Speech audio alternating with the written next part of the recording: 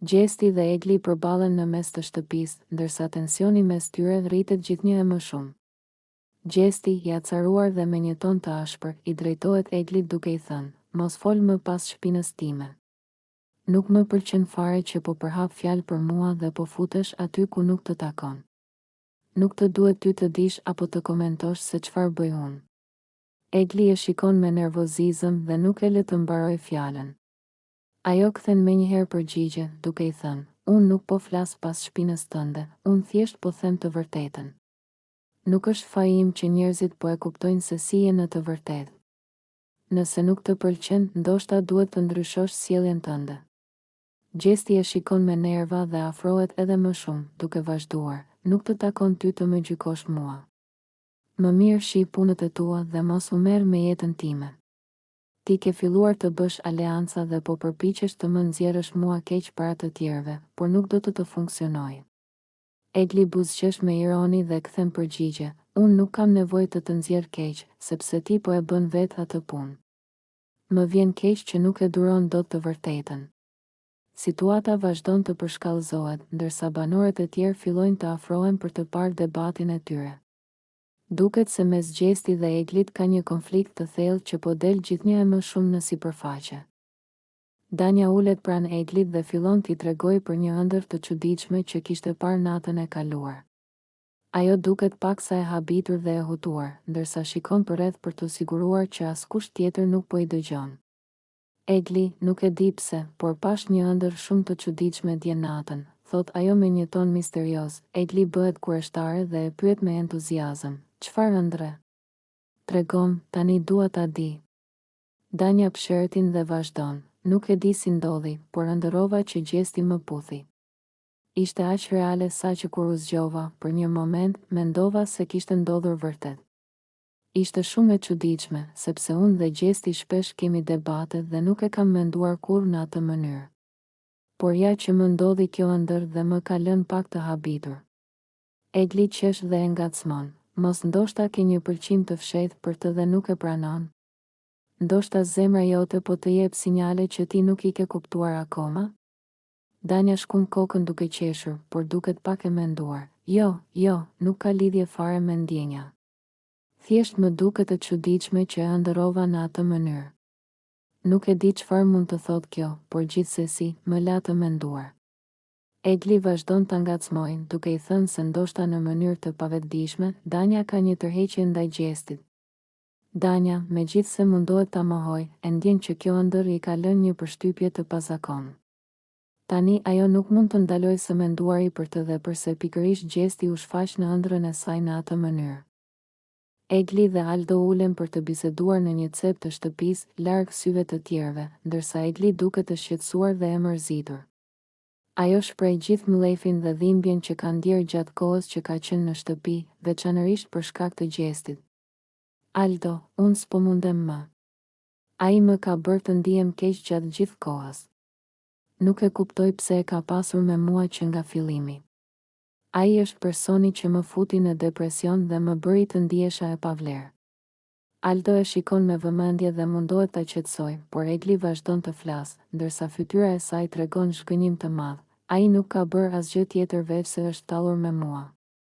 Në çdo moment më ka provokuar, më ka përdorur për lojën e tij dhe pastaj më ka lënë pas dore sikur nuk ekzistoj. E gjitha kjo më ka rënduar shumë emocionalisht dhe nuk e di si mund ta përballoj më gjatë këtë situatë." Aldo i vendos dorën mbi supë, duke e parë me keqardhje. Ai përpiqet ta mbështesë: "Egli, mos lejo askënd të ulë kështu. Ai nuk vlen aq sa të ndikoj kaq shumë tek ty, ti je një vajzë e fortë dhe nuk duhet t'ia japësh këtë kënaqësi. Nëse ai ka luajtur me ndjenjat e tua, atëherë tregoji që nuk të intereson më." Egli psheretin dhe fshin syt, duke u përpjekur të mbledh veten. "Po përpiqem, Aldo, por është shumë e vështirë kur çdo ditë duhet ta shoh dhe ai sillet sikur nuk ka bërë asgjë. Është sikur për të unë kurrë nuk kam pasur rëndësi dhe kjo më dhem më shumë se çdo gjë tjetër." Aldo tund kokën dhe i thot me vendosmëri: "Mos e lejo të bëj të ndihesh kështu. Tregoje që je më e fortë se ai dhe se nuk ke nevojë për dikë që të shkel për të ndjerë veten superior. Egli e dëgjon me kujdes dhe merr një frymë të thellë, sikur po mundohet të çlirohet nga pesha që ka ndjerë. Ajo duket e lodhur, por njëkohësisht e vendosur që të mos lejoj më që gjesti ta ndikoj kaq shumë. Rozana ulet pranë Laertit dhe nis një bisedë të gjatë dhe të sinqertë me të. Ajo shpreh mendimet e saj në lidhje me gjestin dhe ndjenjat që ka për të. Duke parë drejt Laertit me një buzëqeshje të lehtë, ajo i thot: "E di, Laert, unë e kam gjestin shumë për zemër." Ai është një person me energji të madhe, i çiltër dhe i sinqert në mënyrën e tij.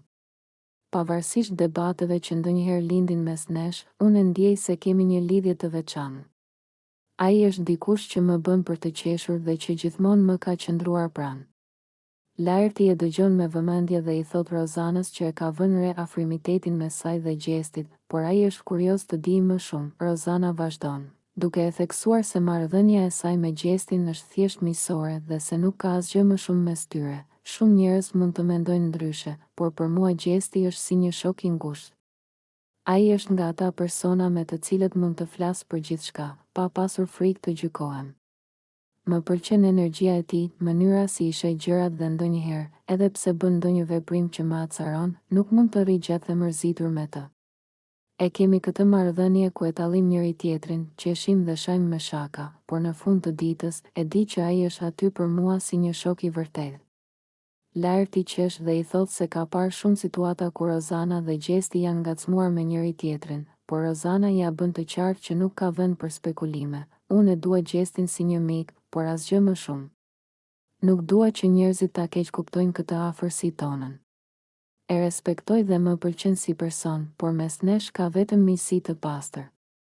Pas kësaj bisede, Laerti duket më i qartë për mendimet e Rozanës, ndërsa ajo ndihet e çliruar që ka shprehur ndjenjat e saj hapur. Egli dhe Rozana në një debat të ashpër, të vërtetat e hidhura dalin në dritë, një atmosferë e rënduar mbush dhomën e ndenjës teksa Egli dhe Rozana debatojnë ashpër. Egli, i acaruar dhe me nerva të tensionuara, i drejtohet Rozanës me fjalë të ashpra. "Ti asnjëherë nuk më ke qëndruar pranë, Rozana. Ajo që kam kuptuar nga të gjitha këto javë është se ti gjithmonë ke kërkuar vetëm të keqen për mua. Nuk kam parë asnjëherë mbështetje të vërtetë prej teje. Kur kisha nevojë për ndihmën tënde, ti ishe gjithmonë larg dhe vetëm u mundove të më dëmtoje." I thot Egli, duke e shikuar me sy të mbushur me zemërim. Rozana, e befasuar nga akuzat, nuk e përmbahet dhe i kundërpërgjigjet menjëherë, duke u mbrojtur. "Kjo është absurde, Egli. Unë kam qenë gjithmonë këtu, por ti thjesht nuk ke dashur të shikosh asgjë. Po kërkon të bësh fajtor çdo person tjetër, kur e vërteta është se ti je shumë vetëpërqendruar dhe nuk ke dashur të shohësh asnjëherë përtej vetes." E kundërshton ajo, duke e vështruar me një shikim të ngërthyer. Por Egli nuk e ndalon dot rrjedhën e fjalëve të tij. Ai e ndjen që tashmë është momenti për të nxjerrë gjithçka që ka mbajtur brenda. "Po, mund të thoni çfarë të doni, Rozana, por unë e di që kurrë nuk ke qenë sinqerte. Më ke tradhtuar shpesh me veprimet e tua dhe asnjëherë nuk ke qenë aty për të më ndihmuar, as kur kisha nevojë për dikë që të qëndronte pranë me të vërtetë." Thot Egli, duke e shtrirë duar përpara, si për të treguar se është gati të përballet me gjithçka që ka ndodhur ndërkohë. Rozana fillon të nervozohet, por tani e kupton që nuk ka mundësi tjetër përveç se të mbrojë veten. Ajo bën një hap prapa dhe përpiqet të qetësohet për disa sekonda, përpara se të reagojë. "Përse duhet të qëndroj pranë ty kur gjithmonë më ke shfrytëzuar dhe ke bërë gjithçka vetëm për interesat e tua? Nuk më ke dhënë asnjë mundësi të jem aty për ty, sepse ti gjithmonë ke pasur një tjetër plan. Kjo është realiteti dhe ti thjesht nuk e kupton." Kjo fjalë shkakton një heshtje të shkurtër, ndërsa të dy janë të mbërthyer në një betejë fjalësh. Egli e sheh Rozanën me sytë e tij të mbushur me shgënjim, ndërsa ajo e ndjen zemrën e saj të dridhet nga tensioni. "Po, ndoshta kam bërë gabime, por kjo nuk do të thotë se mund të më akuzosh pa të drejtë. Këtu jemi në një shtëpi dhe të gjithë bëjmë gabime, por nuk është asnjëherë vonë për të bërë diçka ndryshe." Thot Rozana, duke përpiqur të shtrëngojë një buzëqeshje të vogël për të mos lënë përshtypjen që gjithçka ka marrë fund. Megjithatë, Egli është i vendosur dhe shprehjet e tij nuk janë më të buta. Ai e di se ndjenja e tij është e vërtetë dhe ka ardhur koha të thotë gjithçka që e ka mbajtur për kaq gjallë. Nuk është vetëm për të kaluar një moment, Rozana. Ky është një përfundim për mua. Nuk dua të jem më pjesë e kësaj. Pas kësaj, ai largohet duke e lënë Rozanën të mbetur dhe të menduar. Konflikti mes tyre ka marrë një drejtim të papritura dhe tashmë të dy janë të ndarë më shumë se kurrë. Gjesti dhe Egli në një debat të ashpër, akuzat për ndryshim sjelljeje shkaktojnë tension mes tyre. Gjesti dhe Egli përplasen sërish në një debat të fortë, ku tensionet mes tyre arrin kulmin. Teksa janë ulur në obor bashkë me disa banor të tjerë, Gjesti nuk nguron ta thumbojë Eglin për sjelljen e saj, duke e akuzuar se ka ndryshuar shumë që kur doli nga Big Brother dhe u rikthye përsëri në shtëpi. Egli, si e më e njëjta që ishe më parë. Më duket sikur e ke marrë shumë seriozisht këtë lojën dhe tani po përpiqesh të dukesh ndryshe, më e fortë, më e ashpër. Por nuk je e tillë në të vërtetë, thot Gjesti me ton ironik, ndërsa e vështron me një buzëqeshje të lehtë. Egli, e cila nuk i duron dot thumbimet e tij, i kthehet menjëherë me nervozizëm. Ti kush je që të flasësh për mua? Unë s'kam ndryshuar fare, thjesht kam hapur sytë dhe po shoh se kush janë njerëzit e vërtet këtu brenda. Dhe një prej tyre je ti, Gjesti. Ti nuk më pëlqen sepse tani nuk të lejoj të më përdorësh si dikur. Banorët fillojnë ta ndjekin me interes debatin, ndërsa situata bëhet edhe më e nxehtë. E pra, Egli, të paktën dikur ishe më e sinqertë. Tani po sillet sikur je dikush tjetër, sikur ke dal nga këtu dhe je kthyer me një strategji të re, vazhdon Gjesti, duke tundur kokën. Dikur kishe tjetër qasje, ishe më e afrueshme, më e qeshur. Tani vetëm debaton dhe bën sikur je kundër të gjithëve.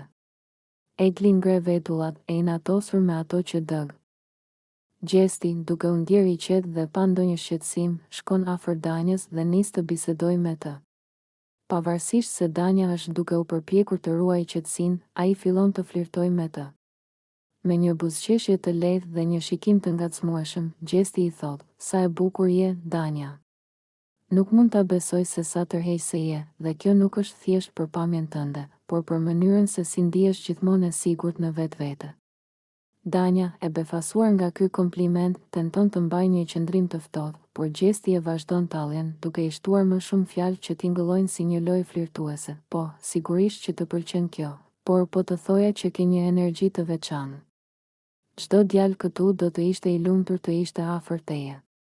Në fakt, unë mendoj se mund të bëj shumë të lumtur, vetëm imagjino çfarë mund të bëjmë bashkë. Danja, duke u ndier pak e papërshtatshme për mënyrën se si Gjesti e po e ngacmon, përpiqet të mos i japë shumë rëndësi, por ai vazhdon me të qeshura dhe fjalë që ngacmojnë ndjenjat e saj. Po, ndoshta ka ndonjë djalë këtu që do të ishte i lumtur të ishte me dikë kaq të bukur si ti, por mendoj se je më shumë se thjesht një fytyrë e bukur. Ke atë diçka që të bën të shkëlqesh në çdo hap që hedh. Fjalët e tij janë gjithmonë të ngacmuara dhe qëllimi i tij është për të bërë që Danja të reagojë, pavarësisht se ajo përpiqet të ruajë një qëndrim të qetë dhe të mos lërë të duket se është prekur nga fjalët e tij. Ajo e kupton që ai është duke bërë një shaka dhe kërkon të ruajë kontrollin mbi situatën, por Gjesti vazhdon të flirtojë me të, duke u munduar të tërheqë sa më shumë vëmendje dhe të bëjë që ajo të mendojë më shumë për të. Rozana dhe Gerta në një debat të ashpër, fyrje dhe tensione në rritje. Një debat i fortë shpërthen mes Rozanës dhe Gertës, teksa atmosfera në shtëpinë e Big Brother bëhet gjithnjë e më e tensionuar. Rozana, e acaruar nga sjellja e Gertës, nuk përmbahet dhe nis ta ofendojë atë në mënyrë të drejtë për drejtë. Gerta, ti je si lopa mura. Nuk di të bësh gjë tjetër veç se të flasësh pa kuptim dhe të fusësh hundët kudo. Të paktën një herë rri në vendin tënd, i thot Rozana, duke ngritur zërin dhe duke e parë drejt në sy. Gerta, e befasuar nga kjo fyrje, fillimisht buzëqesh me ironi, por më pas acarohet dhe i kthen përgjigje. Po shiko veten tënde, moj Rozan. Unë jam e shëndetshme dhe më pëlqen vetja kështu. Ndërsa ti je vetëm një gjuhë e keqe që nuk lë njeri pa e tallur. Kush të ka dhënë ty të drejtën të gjykosh të tjerët? Por Rozana nuk ndalet. Ajo e përqesh më tej dhe shton, jo vetëm që je si lopa mura, por edhe mendjen e ke bosh. Dhe sa për atë që thua se të pëlqen vetja, s'është faji im që dukesh si një fshes e lënë pas dere. Të tjerët në shtëpi fillojnë të reagojnë, disa qeshin nën zë, ndërsa të tjerë përpiqen të qetësojnë situatën. Por Gerta nuk e lë me kaq. Ajo afrohet më shumë drejt Rozanës dhe i përgjigjet me ton më të ashpër: "Ti s'ke respekt për askënd. Ti ke një gojë që nuk ndalon kurrë. Në vend që të merresh me të tjerët, shiko njëherë jetën tënde dhe ku je ka ta ndisur." Debati vazhdon për disa minuta mes tyre, me fjalë të ashpra dhe akuza nga të dyja palët. Ndërkohë, banorët e tjerë ndjekin me vëmendje, të habitur se deri ku mund të shkojë ky konflikt. A do të qetësohet situata apo ky është vetëm fillimi i një përplasjeje më të madhe mes tyre? Gjesti shkakton debat në shtëpi me komentet e tij ironike, tallje dhe provokime të reja mes banorëve. Gjesti, i njohur për natyrën e tij provokuese dhe humorin shpeshherë të ashpër, vendos të bëjë një tjetër shaka që lë banorët të habitur dhe të irrituar. Teksa qëndron në sallon me disa prej tyre, ai nis të tallet dhe të bëjë komente ironike që shkaktojnë reagime të ndryshme.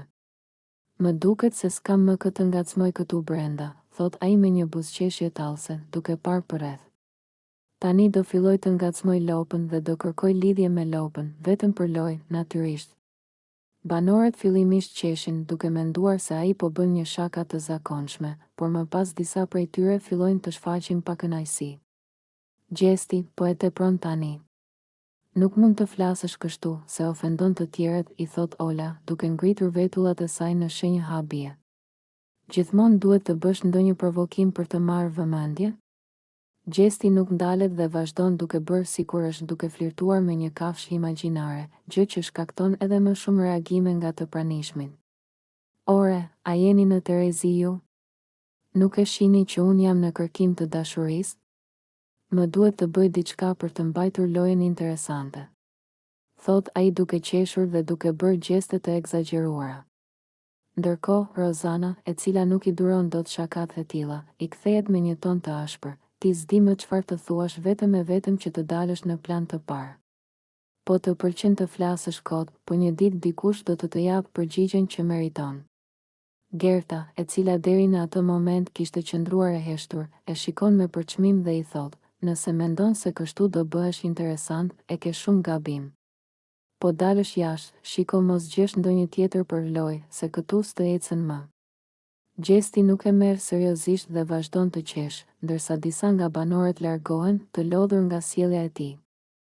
Ndërkohë, ai vazhdon të bëjë komente ironike dhe të sfidojë të tjerët, duke krijuar një tjetër moment tensioni në shtëpi. A do të vazhdojë Gjesti me provokimet e tij, apo do të përballet me pasojat e këtyre komenteve? Dëg. Egli dhe Gjesti në një debat të ashpër, ajo i jep fund gjithçkaj mes tyre. Tensionet mes Egli dhe Gjestit arrin kulmin gjatë një bisede në obor, ku Egli, e lodhur nga sjellja e tij, vendos ta përballojë dhe t'i bëjë të qartë se mes tyre nuk ka më asgjë. Teksa qëndrojnë përballë njëri tjetrit, ajo nuk nguron t'i thotë troç atë që mendon. "Gjesti, dua ta dish një gjë një herë e mirë. Nuk dua të kem më asnjë lidhje me ty, as në lojë, as jashtë.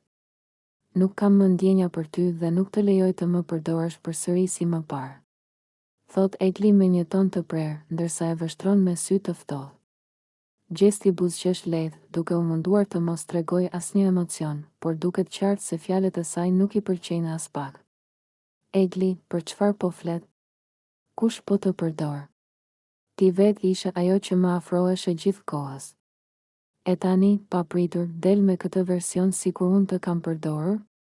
Më fal, por kjo s'ka asnjë kuptim," përgjigjet ai, duke e parë me dyshim.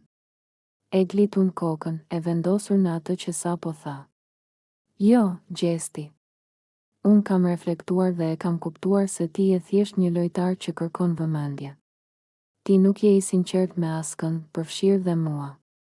Dikur mund të kem ndjerë diçka për ty, por tani e shoh qartë që nuk ja vlen. Nuk do të lejoj më të më manipulosh apo të më futësh në lojrat e tua." Banorët e tjerë i shohin me kurreshtje, ndërsa atmosfera bëhet gjithnjë më e tensionuar. "A e di çfarë mendoj unë, Egli? Ti thjesht je e lënduar sepse e kupton që unë nuk jam ai që kishe menduar. Dhe tani po përpiqesh të më bësh të dukem si i keqi. por nuk funksionon kështu. I thot gjesti, duke buzëqeshur me ironi. Egli merr frym thellë dhe i afrohet edhe më shumë. Jo, gjesti. Nuk jam unë ajo që ndihet e lënduar. Ti je ai që e di shumë mirë se nuk ke më ndikim mbi mua. Prandaj të lutem, mos më afro më dhe mos më përfshi në lojën tënde. Pas këtyre fjalëve, Egli largohet duke e lënë gjestin të menduar, ndërsa banorët e tjerë nisin të komentojnë situatën. A është ky fundi përfundimtar mes tyre, apo gjesti do të tentojë sërish të afrojë Eglin në lojën e tij?